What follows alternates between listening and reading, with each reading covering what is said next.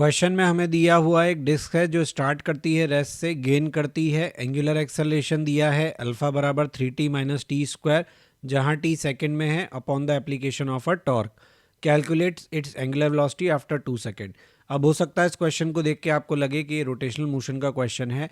Definitely हम इसको rotational motion में ले सकते हैं, लेकिन बेसिक्स जो हैं वो सेम है कि अल्फा दिया है, एंगुलर वेलोसिटी पूछा है, तो we need to use d alpha d t का integration is equal to d omega.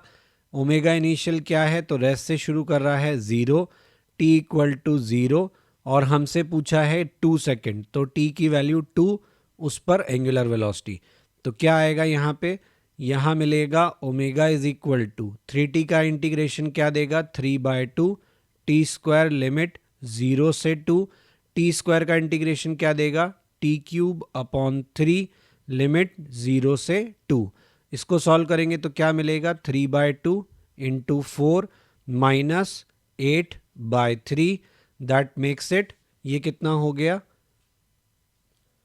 10/3 radian पर सेकेंड। अगले क्वेश्चन में हमें दिया है एक पार्टिकल है, मूव कर रहा है सर्कुलर ऑर्बिट में कांस्टेंट टेंजेंशियल एक्सेलरेशन से starting from rest. After 2 seconds of the beginning of its motion, angle between the acceleration vector and the radius becomes 45 degree. What is the angular acceleration of the particle? तो देखिए question में total acceleration जो है वो 45 degree angle बना रहा है centripetal के साथ। इसका मतलब ये हुआ कि ए सेंट्रीपिटल बराबर ए टेंजेंशियल है, यानी V square by R is equal to R alpha है, या हम कह सकते हैं आर ओमेगा स्क्वायर बराबर आर अल्फा है। आर से आर कैंसिल करेंगे तो ओमेगा स्क्वायर बराबर कितना आ गया, अल्फा। ओमेगा को हम क्या लिख सकते हैं, omega final is equal to omega initial plus alpha T, और यहाँ टी का वैल्यू कितना है, 2 सेकेंड। तो इक्वेशन 1 में इक्वेशन 2 से ओमेगा का वैल्यू रखने पर हमें क्या मिलेगा, 4 अल्फा स्क्वायर बराबर alpha.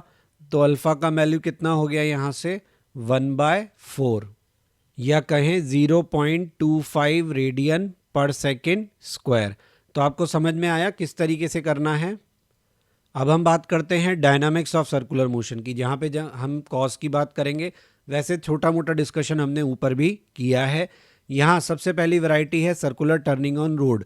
Circular turning on road के 3 केस बनते हैं। पहला केस होता है केवल फ्रिक्शन के कारण, दूसरा केस होता है केवल बैंकिंग के कारण, और तीसरा केस होता है बैंकिंग और फ्रिक्शन दोनों के कारण। केवल फ्रिक्शन वाले केस में जनरली आपका जो रोड है वो कैसा लिया जाता है, हॉरिजॉन्टल।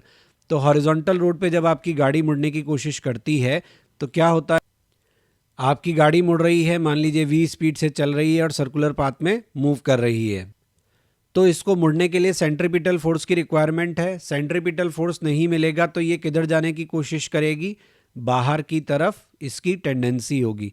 जब टायर्स बाहर की तरफ स्लिप होने की कोशिश करेंगे तो रोकने के लिए फ्रिक्शन आएगा। Obviously tendency of relative motion को रोकने कौन आता है, स्टैटिक फ्रिक्शन।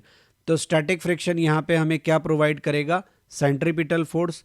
हम जानते हैं स्टैटिक फ्रिक्शन की मैक्सिमम वैल्यू होती है, तो हमें अगर टर्निंग करना है सेफली तो उसके लिए ज़रूरी है कि हमारा सेंट्रीपिटल फोर्स जो है वो स्टैटिक फ्रिक्शन की मैक्सिमम वैल्यू को क्रॉस ना करे, यानी कि mv²/r should less than equal to friction maximum, यानी mv²/r should less than equal to μmg। तो यहाँ से सेफ स्पीड का फॉर्मूला मिल जाता है कि अगर हमसे पूछा जाए मैक्सिमम किस स्पीड से मुड़ सकते हैं तो वो हो जाएगा √μrg। इस केस में लगने वाला स्टैटिक फ्रिक्शन मैक्सिमम होगा। इससे ज़्यादा स्पीड हमने ली तो सेंट्रीपिटल फोर्स हमें फ्रिक्शन नहीं दे पाएगा और गाड़ी जो है वो स्किड कर जाएगी। बैंकिंग ऑफ रोड क्या होता है कि जो काम हमने फ्रिक्शन की मदद से किया उसी काम को करने के लिए रोड को बैंक कर दिया जाता है। बैंक करने का मतलब है हॉरिजॉन्टल के साथ किसी एंगल थीटा पे लेना।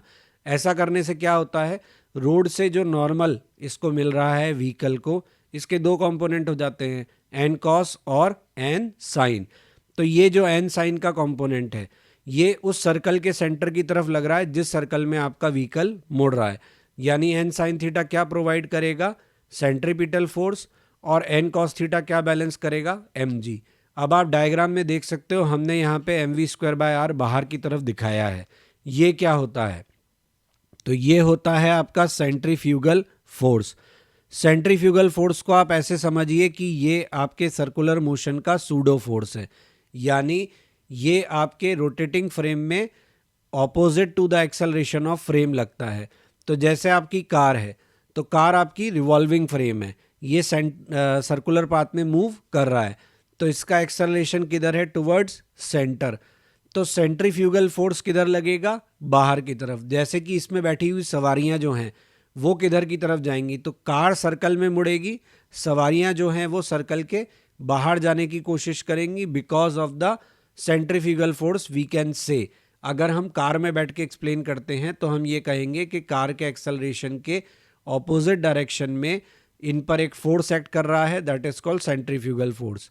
अगर ग्राउंड पे खड़ा होकर समझाएंगे तो हम ये कहेंगे कि in the absence of necessary centripetal force, जो पैसेंजर्स हैं वो सर्कल के बाहर जा रहे हैं, फिर वो दीवार से टकराएंगे या सीट से फ्रिक्शन लगेगा और उनको सेंट्रीपिटल फोर्स मिल जाएगा तो वो कार के साथ में मुड़ जाएंगे। नहीं मिलेगा तो कार मुड़ जाएगी, सवारियां जो है वो बाहर गिरेंगी। पर ऐसा होता नहीं है, तो क्या होता है कि सब खिसक के एक तरफ आ जाते हैं, वहाँ से नॉर्मल जो है वो सेंट्रीपिटल फोर्स का काम कर देता है। तो सेंट्रीफ्यूगल फोर्स कोई नया फोर्स नहीं है, it's a kind of pseudo force.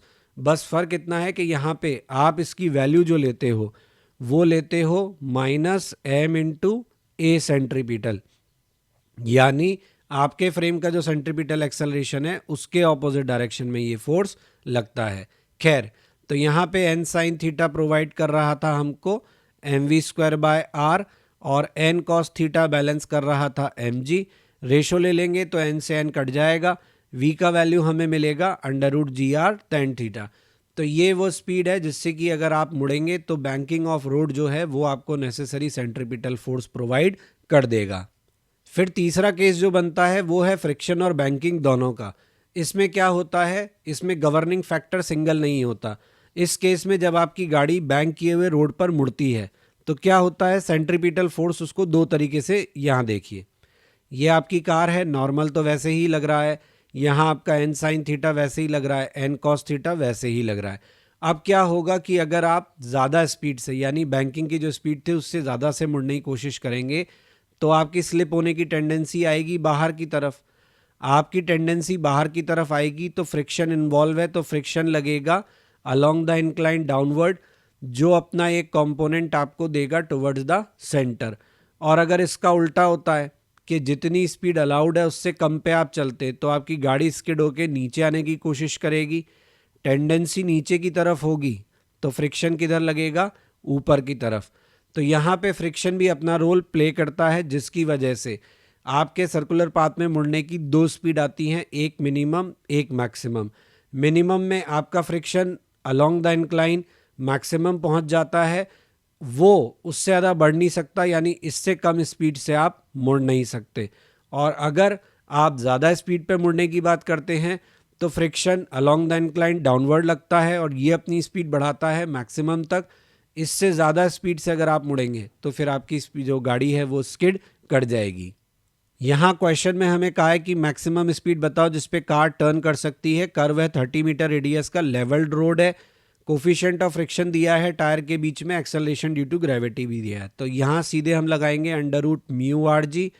Mu का वैल्यू है 0.4, आर का वैल्यू है 30, जी का वैल्यू है 10। सॉल्व करेंगे तो मैक्सिमम स्पीड अप्रॉक्सीमेटली हमें मिलेगा 11 मीटर पर सेकेंड। दूसरा क्वेश्चन, इसमें हमें कहा है कार स्टार्ट करती है रेस्ट से, कांस्टेंट टेंजेंशियल एक्सेलरेशन a0 है, circular path of radius r है, टाइम t0 पर कार जो है वो स्लिप कर जाती है। Value of coefficient of friction हमसे पूछा है। तो यहाँ पे क्या हो रहा है, यहाँ पे पाथ सर्कुलर है लेकिन दो चीज़ें हो रही हैं। एक तो आपकी गाड़ी जो है वो एक्सेलरेट हो रही है अलोंग टेंजेंशियल डायरेक्शन, और दूसरा उसे मुड़ने के लिए सेंट्रीपिटल फोर्स की रिक्वायरमेंट है। इन दोनों फोर्स को कौन प्रोवाइड करेगा? ऑब्वियसली यहाँ पे फ्रिक्शन ही है जो दोनों फोर्स प्रोवाइड करेगा। इसीलिए वार्निंग दी जाती है कि जब आप टर्निंग करते हैं तो आपको अपनी स्पीड जो है वो बदलनी नहीं चाहिए, क्योंकि फ्रिक्शन को दो काम करने पड़ जाते हैं, टेंजेंशियल भी देना पड़ता है और सेंट्रीपिटल भी। तो यहाँ आपकी कोशिश क्या होगी कि आपका टेंजेंशियल और सेंट्रीपिटल का जो रिजल्टेंट है ये किसी भी हाल में आपके μmg से बड़ा नहीं होना चाहिए जब तक ये म्यू एम जी से छोटा है या बराबर है, सेफली मुड़ पाएंगे। तो टी नॉट टाइम पे कार स्किड कर रही है, इसका मतलब टी नॉट टाइम पर आपका ये जो फोर्स है ये मैक्सिमम पहुंच चुका है और किसके बराबर हो चुका है, म्यू एम जी के इक्वल हो चुका है। तो यहाँ पे टेंजेंशियल फोर्स को आप क्या लिखेंगे, एम ए टेंजेंशियल प्लस यहाँ क्या लिखेंगे, एम ए सेंट्रीपिटल। दोनों का आपको स्क्वायर करना है और इधर क्या आ जाएगा आपका mu M G. M common लेके आप काट सकते हैं तो आपको क्या मिलेगा, ए टेंजेंशियल का स्क्वायर ए सेंट्रीपिटल का स्क्वायर बराबर mu square g square. A tangential का वैल्यू तो हमें ए नॉट दिया ही है, ए सेंट्रीपिटल क्या लिखेंगे, वी स्क्वायर बाय आर। इसको क्या लिखेंगे, v equal to u plus a t यानी a naught t square upon r. ऐसा हमने क्यों किया है, अच्छा ध्यान रहे यहाँ भी बाहर स्क्वायर है तो ये भी स्क्वायर है, म्यू स्क्वायर जी स्क्वायर। तो आप यहाँ पे देख सकते हो कि आपको एक तरीके से ए नॉट स्क्वायर की क्वाड्रेटिक मिलने वाली है। ये हो गया आपका ए नॉट स्क्वायर, ये हो गया ए नॉट की पावर 4 टी नॉट की पावर 4, क्योंकि टी नॉट टाइम पे स्किडिंग हो रही है ना आपकी। आर स्क्वायर बराबर mu naught square g square. तो यहाँ से म्यू का वैल्यू हम क्या लिख सकते हैं, अंडर रूट लेंगे तो जी बाहर आ जाएगा, ए नॉट बाहर हो जाएगा तो ये हो जाएगा ए नॉट बाय जी। क्या आएगा इधर 1 प्लस इधर क्या आएगा, हमने ए नॉट स्क्वायर बाहर ले लिया तो इधर a naught square T naught की power 4 upon R square. Please like share and subscribe my channel, press bell icon for important notifications and update, ताकि टाइमली आपको सभी इंपॉर्टेंट अपलोड्स मिलते रहें। आप हमारा ब्लॉग भी विजिट कर सकते हैं, दैट इज़ क्वेश्चन नहीं बनता blogspot.com, जहाँ पे आपको सभी लेक्चर्स के रिटन फॉर्मेट में जो नोट्स हैं वो अवेलेबल हैं और क्वेश्चंस के सोल्यूशन अवेलेबल हैं। आपको कोई सजेशन है तो आप मुझे मेल कर सकते हैं, मेरा मेल आईडी यहाँ दिया हुआ है। फेसबुक पेज और इंस्टा पे आप टिप्स ऑफ द डे के लिए ज्वाइन कर सकते हैं।